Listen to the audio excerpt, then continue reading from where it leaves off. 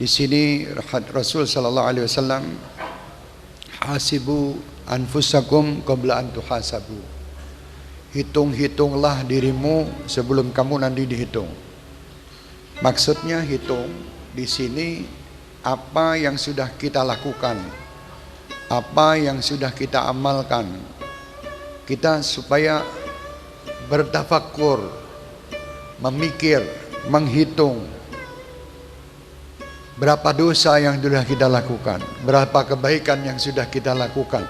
Karena tidak sedikit pun amalan-amalan kita kecuali nanti diminta pertanggungjawaban oleh Allah Subhanahu wa taala.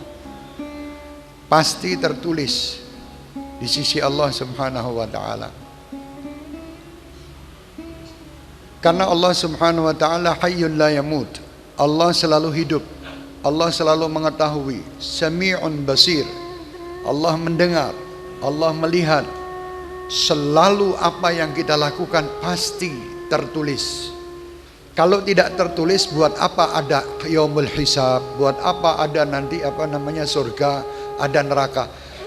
Adanya surga, adanya neraka, adanya hitungan, itu berarti adanya tulisan. Nah, tulisan itu yang insya Allah setiap malam-malam Kamis, malam Jumat seperti ini kita dikumpulkan untuk bertafakkur, memikir, menghisap apa yang sudah kita lakukan di masa lalu, dan kita berusaha untuk kita tidak melakukan lagi kesalahan di masa yang akan datang. Jadi majelis ini bukan majelis untuk kita duduk sementara, habis itu kita menangis, kita berdoa, habis itu pulang melakukan lagi maksiat. Bukan seperti itu. Majelis ini adalah majelis untuk kita betul-betul bertaubat, menghitung-hitung sebelum nanti diperintah oleh Allah, iqra kitabak, bacalah kitab-kitab kalian. Di situ la yughadiru saghiratan. Mungkin kita ini sudah lupa apa yang kita amalkan, tetapi subhanallah tulisan itu nanti yang mengingatkan kita. Kita lupa sudah mungkin dengan perbuatan-perbuatan kita. Apa betul ya saya dulu berbuat itu? Allah Subhanahu wa taala memerintahkan para malaikatnya untuk menulis ini semuanya. Sedikit sekecil apapun tidak mungkin tertinggal. Nah itu, oleh karena itu dengan majelis-majelis seperti ini adalah majelis yang akan menghapus tulisan-tulisan yang jelek dan akan diganti oleh Allah insyaallah dengan tulisan yang baik.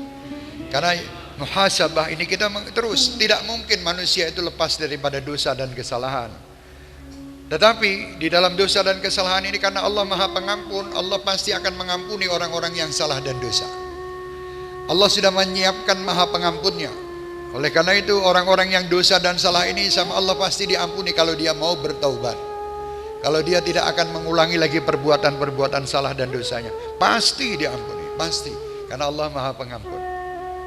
Ya, jadi hadirin yang dirahmati Allah, malam hari ini adalah malam kita mencari ampunan, memohon ampunan dari Allah Subhanahu wa taala atas semua salah dan dosa. Bukan yang berbicara ini lebih baik daripada yang mendengar, tidak, semua sama.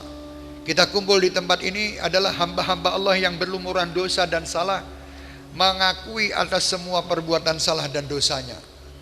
Untuk mohon kepada Allah Subhanahu wa taala semua kesalahan yang pernah kami lakukan ya Allah, sengaja, tidak sengaja, kecil maupun besar, di siang hari maupun di malam hari, dalam keadaan terang-terangan maupun dalam kesendirian kita.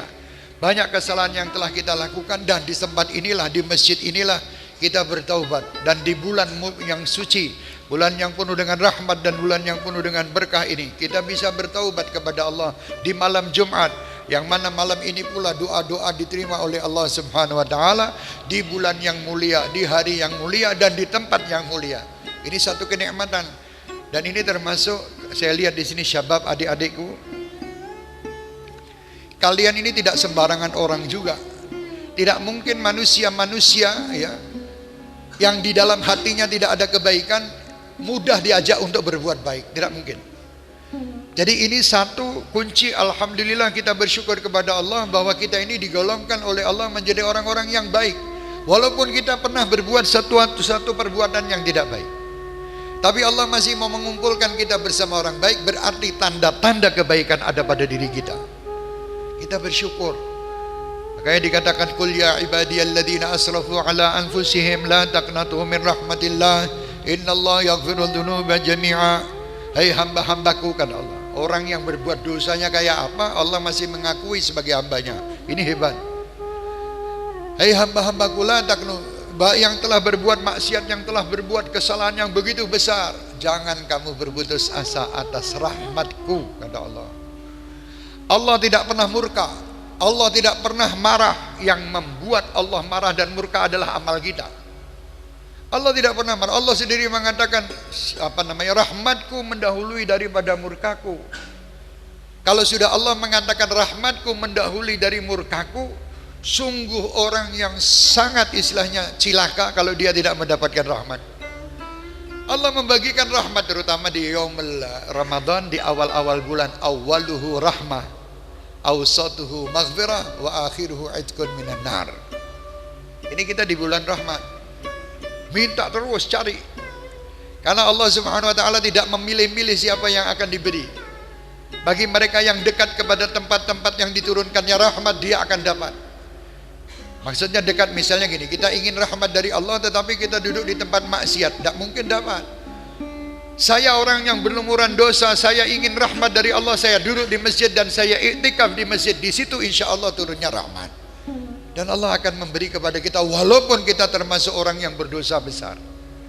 Allah luar biasa. Makanya syukurlah kita berada di masjid ini di malam muhasabah.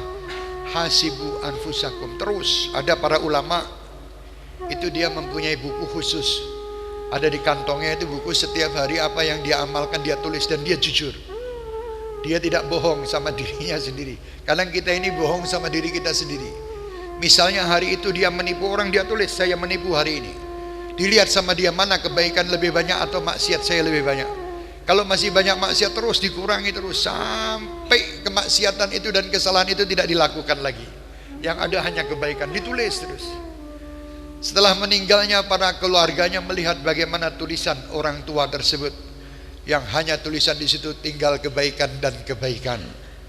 Masya Allah, mudah-mudahan kita semua yang ada di tempat ini termasuk golongan orang-orang yang ditulis oleh Allah menjadi golongan orang-orang yang baik. Jangan putus asa. Sekali lagi saya mohon hadirin yang ada di tempat ini, terutama adik-adikku, pemuda-pemudaku, jangan putus asa.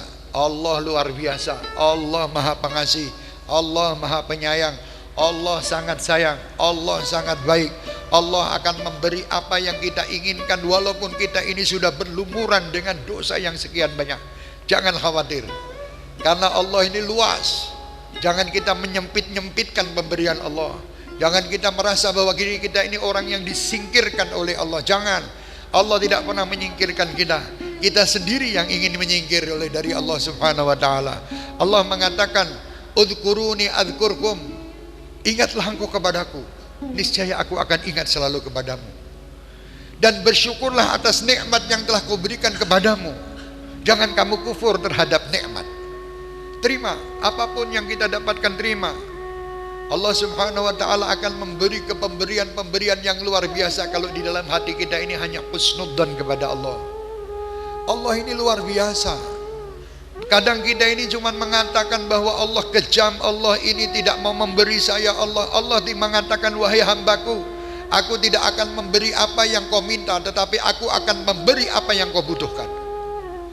Kita minta macam-macam karena kita tidak butuh, kita minta. Tapi Allah Subhanahu wa taala mengatakan, aku tidak akan beri apa yang kamu minta. Karena apa? Aku takut membebani dirimu. Gitu loh maksudnya Allah. Kamu minta mobil, kamu minta ini, kamu nanti tidak bisa bayar pajak mobil. Kamu tidak punya tempat garasi mobil. Kamu nanti mobil rusak, kamu tidak bisa bayar. Tak kayak sepeda motor sih. Karena kamu butuhnya sepeda motor. Itu Allah. Jadi kita kadang subhanallah sama Allah ini seudan. Kalau kita ini sama pencipta kita aja seudan, bagaimana kepada makhluknya? Ayo kita timbulkan husnudzan kepada Allah. Allah maha baik, Allah maha pengasih, Allah maha penyayang. Bermesra-mesralah kita kepada Allah, bersayang-sayanglah kita kepada Allah. Minta apapun apa yang diinginkan. Jangan khawatir. Ucapan doa orang-orang yang mesra didengar oleh Allah, walaupun orang-orang itu adalah orang-orang pendosa.